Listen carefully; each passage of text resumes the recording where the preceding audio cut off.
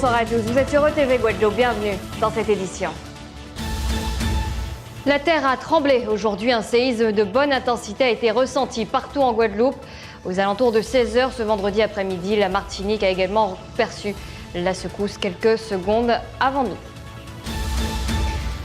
Développer le numérique en Guadeloupe, voilà l'objectif de la région Guadeloupe. La première commission de concertation régionale pour l'aménagement numérique du territoire s'est tenue aujourd'hui au Memorial Act.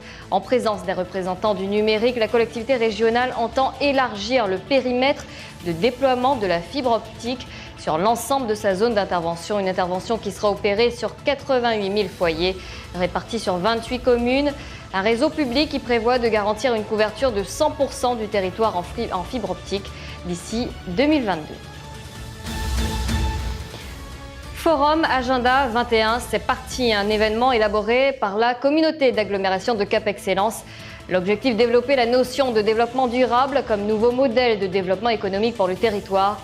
5 thèmes seront abordés: la lutte contre le changement climatique, la préservation de la biodiversité des milieux et des ressources, la cohésion sociale, l'épanouissement des humains ou encore les modes de production et de consommation. 3 lieux à noter pour se rendre à la manifestation. Pointe-à-Pitre, place de la Victoire, Bemao, centre commercial d'Estreland, Les Abîmes, centre commercial Millénis, et c'est jusqu'au 11 février. L'actualité nationale, un homme a été attaqué ce vendredi à la machette des militaires à l'entrée de la très touristique galerie du Carrousel du Louvre. Au cri d'Allah Akbar, avant d'être grièvement blessé par le tir d'un des soldats.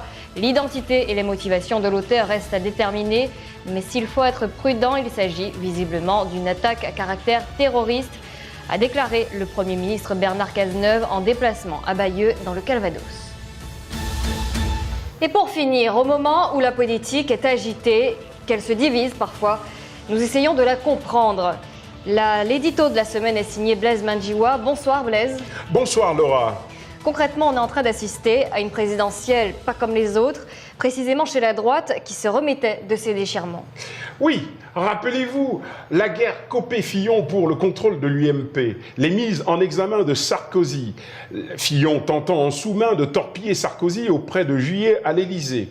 Puis vint cette primaire vraiment populaire avec la participation de plus de 4 millions de Français pour désigner le champion de la droite aux élections présidentielles.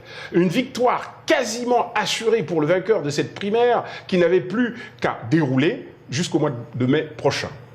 Puis surviennent ces révélations fracassantes du Canard enchaîné qui viennent briser cet irrésistible élan vers une victoire annoncée. Cette affaire, qui touche encore une classe politique dont l'image est déjà écornée et passablement abîmée par les affaires précédentes, survient après la calamiteuse histoire Cahuzac, les multiples démêlés avec la justice de Patrice Balkany, la condamnation de Serge Dassault, la dernière condamnation d'un élu corse qui vient en rajouter encore avec les affaires Bettencourt. Toutes ces accumulations d'affaires ne sont pas pour améliorer une image délabrée des hommes politiques de notre pays. Dans une société où l'exigence de transparence dans la gestion des affaires publiques est de plus en plus élevée, le devoir d'exemplarité devient un impératif catégorique. C'est ce que exige l'opinion publique française auprès des politiques. C'est un niveau de probité proche, si ce n'est égal, à celui des hommes politiques dans les pays du nord de l'Europe. François Fillon a bâti une réputation basée sur 2 piliers, l'honnêteté et la probité. Et, d'autre part, une volonté déclarée de maîtriser les dépenses publiques en y apportant plus de rigueur. Ce sont ces 2 piliers qui viennent de s'écrouler avec les révélations du Canard enchaîné. Et ce n'est pas tant la légalité ou l'illégalité, la réalité ou la fiction de l'emploi de son épouse qui importe aux yeux du public. Ce que l'opinion ne digère plus, ce que l'opinion lui reproche désormais, c'est d'avoir profité presque abusivement du système. Rappelons qu'il est l'homme qui annonçait, quand il était Premier ministre, qu'il était à la tête d'un État en faillite. Les sommes en jeu dans les révélations du Canard enchaîné, sommes qui proviennent de l'argent public, ne participent-elles pas à cette faillite de l'État dont parlait Fillon ? C'est le sentiment qu'éprouve l'opinion publique avec les révélations du Penelope Gate. Éthique et morale, voilà les nouvelles mamelles nourricières d'une opinion publique désormais impitoyable. Cette exigence de probité et d'exemplarité à laquelle nous assistons aujourd'hui dans la société française est la conséquence de l'abdication du rôle politique de l'État avec un renversement de perspective où l'on passe d'un gouvernement des hommes vers une administration des choses. Rappelez-vous la déclaration de Jospin, qui était Premier ministre à l'époque, et qui disait que l'État ne peut intervenir partout.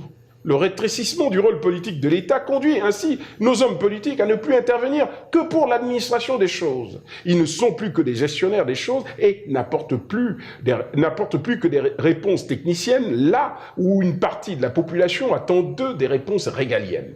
Et qu'attend-on d'un gestionnaire ou d'un administrateur du bien public si ce n'est l'honnêteté et probité et l'exemplarité? Nos politiques, donc, à force de banaliser leurs privilèges d'une autre ère, en sont venus à se couper du réel et ne réalisent plus l'énorme décalage entre leur vécu et le vécu des populations qu'ils sont censés représenter. L'affaire Fillon est donc symptomatique de cette césure. Merci beaucoup, Blaise Mandjiwa, de nous avoir fait part de cet édito. Merci. Voilà, c'est la fin de cette édition. Merci à vous de l'avoir suivi. Passez une excellente soirée avec les programmes de TV et merci de votre fidélité.